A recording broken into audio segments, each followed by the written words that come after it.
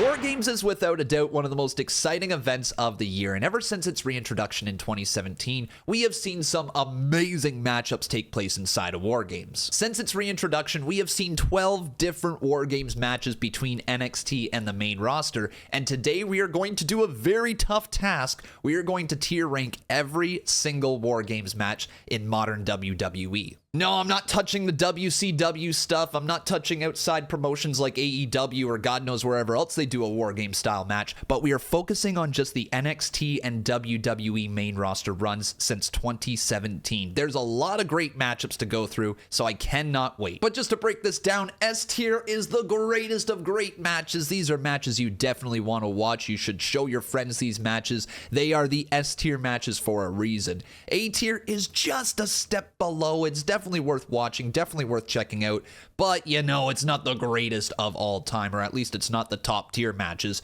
B tier, yeah, no, it's good. It's a good match. I don't think there really needs to be much more said about B tier. C tier is mid as mid gets. This is like, all right, like that was passable, but like, you know, nothing exciting happened. D is like, you just passed. Like, we're talking like 50%. Like, you just passed right here. And then F tier, it's a failure. All right, pretty simple. So let's have some fun. But before we get into this thing, make sure you leave a like on this video. Make sure you subscribe to the channel, turn on those notifications, and keep coming back right here every single day because we upload wrestling videos every single day. All right, let's rank these War Games matches. So we're going to do this in chronological order right here, starting back in 2017 and going all the way to the most recent episode of War Games. So that means the first match we're talking about is the Undisputed Era versus Sanity versus Authors of Pain and Roderick Strong. Now, I am doing this list off of memory. I've got a couple notes here and there, but if I remember correctly, this was a great introduction to War Games in NXT. It was also different in the way they went about it, as it wasn't just two teams facing off against each other. There was three teams, which made this War Games match very entertaining to watch. The dynamics were so fun, and like the added element of like trying to recruit Roderick Strong into the Undisputed Era was a great touch. And then you add in all the different styles of these wrestlers in there. Like, you got big bodies and Authors of Pain and Sanity, but then you also have like this veteran in Eric Young. You've got the independent star coming in Adam Cole. You had Red Dragon right there, which lit the independent scene on fire as well. Everybody in this match, I can't even forget about Roderick Strong. Dude, the Messiah of Backbreaker was in this thing. Everything about this match cooked, and the spots were incredible. The drama that was brought into this matchup was excellent, but the one thing that stands out in my head is literally when Roderick Strong puts on the Undisputed Era armband. There we go. That's the word. When he puts the armband on and everybody just loses their mind, holds up the Undisputed Era logo in the center of the ring, and the Undisputed Era was born. I don't know how else to put this, but this right here is, I think, one of the greatest War Games matches WWE has put on to this date. The spots were incredible. The drama was so high. The fans were so into it. We didn't know what to expect. Guys, we are starting off very, very strong right here. The first War Games match back in 2017 is an S tier. There's no doubt in my mind, this is the bar. People have to meet this or surpass it in order to be an S tier. The second ever War Games match was actually pretty damn entertaining as well, as we saw the Undisputed Era once again go to war, this time as a unit of 4 up against Ricochet, the War Raiders, and Pete Dunne. Now, what I remember the most about this match was that it was a high spot fest. There was so many moving parts, so many weapons, so many tables, just so much carnage in this matchup, and it felt like every time somebody new would come into the ring, weapons would be introduced, and more weapons, and more weapons and more weapons. It was very entertaining, but I also remember the crowd being so hot for this match. Personally, though, I don't think it lived up to the previous match in the last year where we saw the incredible triple threat matchup. I think the dynamic of two teams going against each other became the status quo, but it wasn't as exciting as a triple threat matchup. It also didn't have as much story going into this thing. It was more so about the Undisputed Era just being on top, trying to build up momentum, and then you had these baby baby faces come and fight against them, right? So yeah, it was good. In the end, the baby faces did win, and I don't think I actually mentioned who won the previous match. It was the Undisputed Era. So Undisputed Era won the first year, but then they lost the second year to the baby faces. Overall, good match. The spots were incredible, and it's definitely worth watching, but I can't sit here and say that it had that most memorable moment that I'm like, yeah, that is definitely why you should watch that. Like the previous one was about the turn from Roderick Strong. This is just the baby faces getting a big old win over the Undisputed Era. I don't think a lot of people are going to disagree with me on this one. It was a good match, definitely worth watching, but not in the upper echelon of War Games matches. So I'm going to go with a B tier right here. Next up is the 2019 Men's War Games match, where we saw the Undisputed Era go up against a makeshift of a tag team. This is Kevin Owens, Keith Lee, Tommaso Ciampa, and Dominik Dijakovic.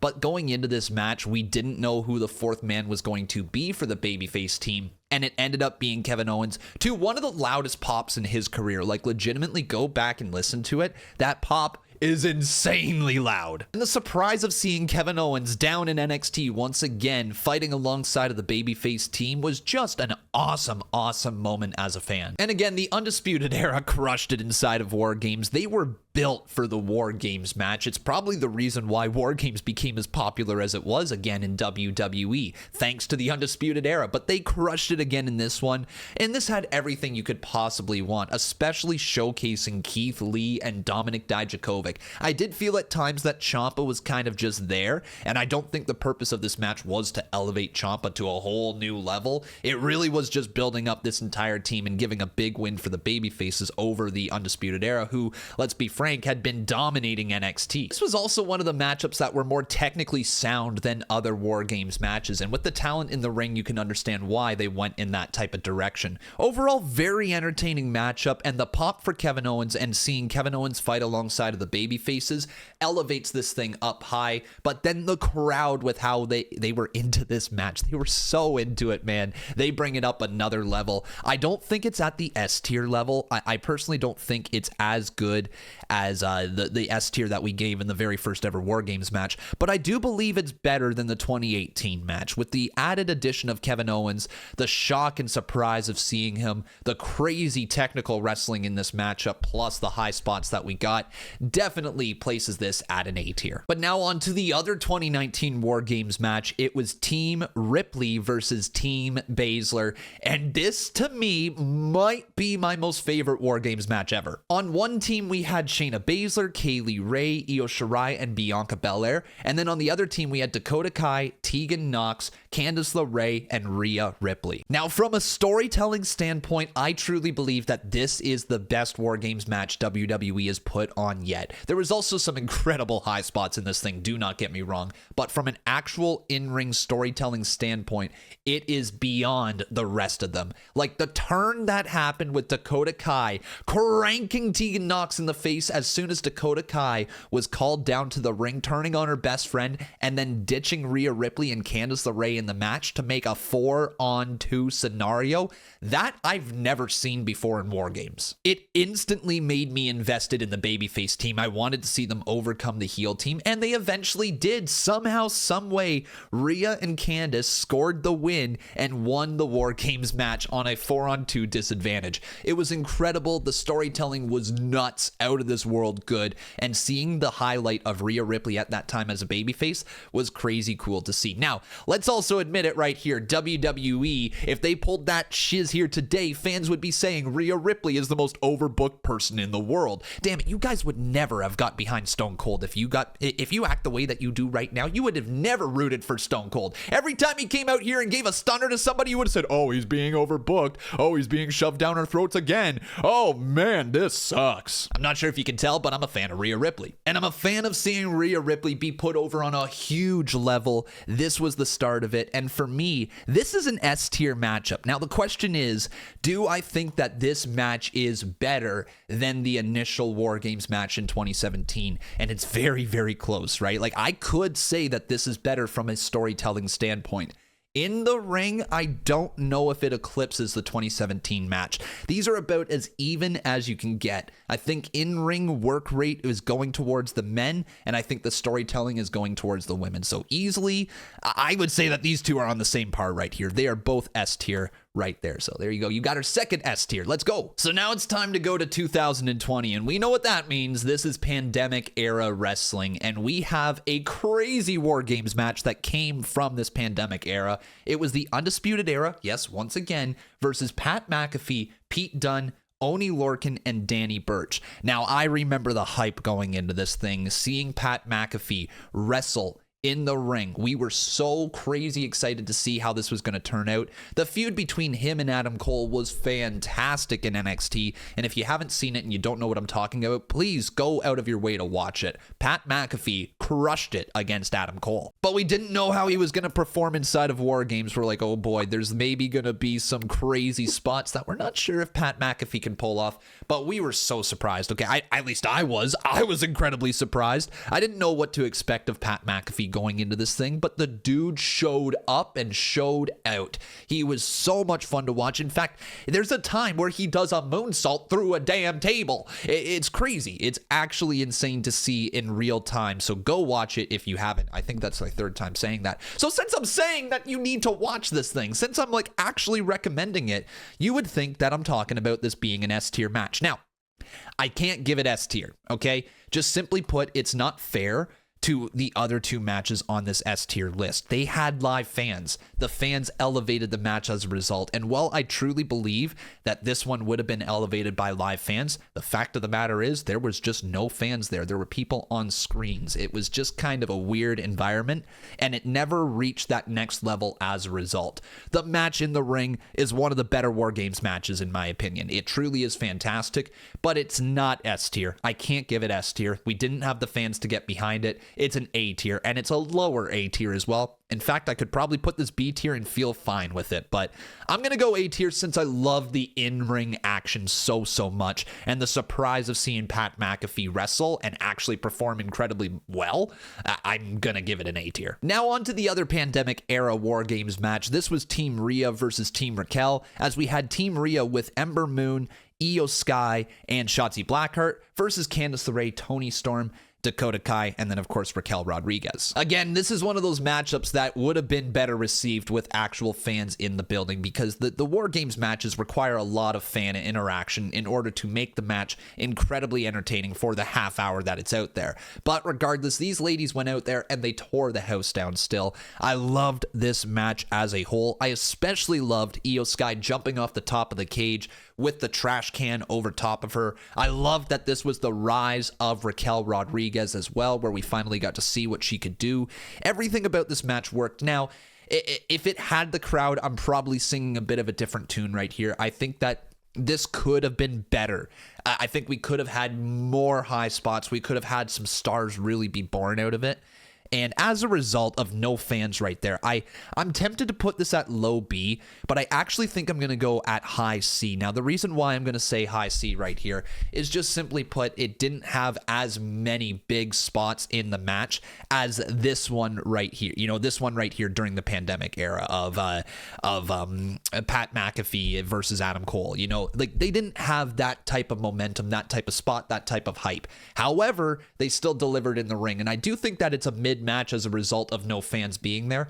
But if the fans were there, it would have been elevated to a B tier. Hell, it could have even been an A tier. But overall, from my personal enjoyment of this match, it's good, it's solid, it's fine, it is what it is, and it's a C tier. Next up is Team 2.0 versus NXT Black and Gold's team. This is kind of crazy to read out, but it's Grayson Waller, Carmelo Hayes, Braun Breaker, and Tony D'Angelo versus the team of Tommaso Ciampa, Johnny Gargano, LA Knight, and who's that last person over there? Oh yeah, Peter Dunne. Is it just me, or did LA Knight and Tony D'Angelo just feel like two out of place people in this match? I don't know about you, but it did for me. Anyways, this match itself I think was great. I was not excited about this thing going in, and a lot of you guys know who've watched the channel for a long time, I hated the loss of NXT Black and Gold going to NXT 2.0, seeing all of my favorites that I had got behind for years, and I mean years, following every single episode, watching every moment of their story, getting invested in the characters, for it all to just kind of be pushed to the side for NXT 2.0. A lot of people had the same feeling, right? Whereas like, these characters that we have put time in through the years are all of a sudden being treated like they're nothing. Like, it couldn't have been more obvious when Kyle O'Reilly was positioned alongside of Von Wagner. It's like, oh boy, what are we about to watch right here? But the match itself, this was the coming of age moment for the NXT 2.0 group. These were the stars that they planned on building the company around for the next few years, and honestly, it was the right call having them pick up the win over the Black and Gold Gang. Regardless of my personal feelings of the outcome of the match and the build to the match itself was fire. It was so damn good. We finally got to see what NXT 2.0 was all about. And I think at this moment, a lot of people also collectively said, like, oh yeah, you know what? NXT is in some good hands. There's some good talent down there that we're ready to see rise up the ranks, right? This is a very easy one for me. It's not an S tier matchup, but I do think that it is better than the Pat McAfee Undisputed Era match. I don't think it's better than the other War Games match of Undisputed Era versus the team with Kevin Owens on it. I don't think it is better than that. So I'm going to put it at mid A tier right here. But regardless, very entertaining matchup. The coming of age moment of the NXT 2.0 group. Definitely worth watching. But now we have the other NXT 2.0 War Games match. This was the Women's War Games match that saw Raquel Rodriguez, or I guess Raquel Gonzalez at the time, Cora Jade, Io Shirai, and Kaylee Ray take on Toxic Attraction and Dakota Kai. And here's the evidence of a match being elevated by its crowd. This match itself was nothing to write home about. It was actually very, very, very mid, but the crowd was so invested in it, so invested in all the different personalities, that they elevated it as a result. But if we're looking at this match, this is the worst War Games match that has happened so far yet. And I'm not trying to crap on the ladies in this ring. I think they are all incredible talents, but from an objective standpoint, I didn't love this War Games match.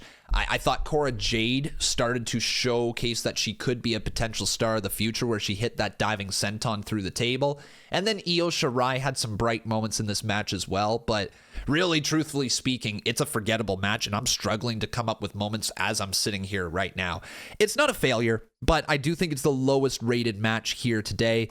And I don't think we're going to see anything worse, objectively speaking, than this War Games match right here. Again, the crowd was really into it, so it made it feel bigger than it was. But when you go back and check out some of the spots, it just doesn't live up to the hype of the other War Games match, in my opinion. So that's a D tier right here. So now we're done with the NXT War Games matches, as we are moving on up to the main roster in 2022. When Triple H was brought up there and taking over the show, he decided to introduce the War Games concept to Survivor Series, and in my opinion, it's been a rousing success. But we're going to talk about the Bloodline versus the Brawling Brutes, Drew McIntyre and Kevin Owens. This match, from a storytelling standpoint, is probably the best storytelling match on this entire list right here. It was so well done. It was all about Sami Zayn trying to win over the trust of the Bloodline. This is during the peak Bloodline story, and Sami Zayn was doing absolutely everything he could do to show that he was that honorary Uce. Like, this War Games match was definitely not as much about the in-ring action as it was the drama and the storytelling, and would the Bloodline accept Sami Zayn?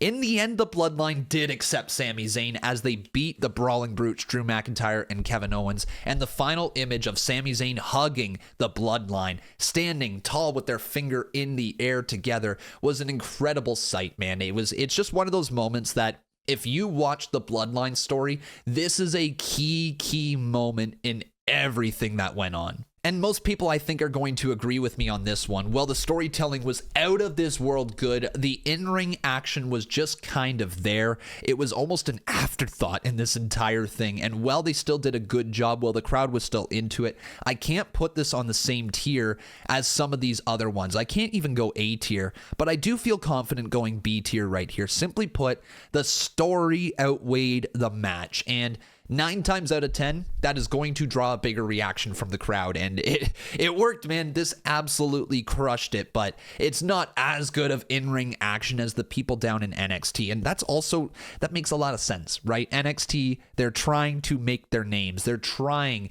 to showcase what they can do inside of that ring, especially if they're willing to do crazy things like jump off the top of a cage.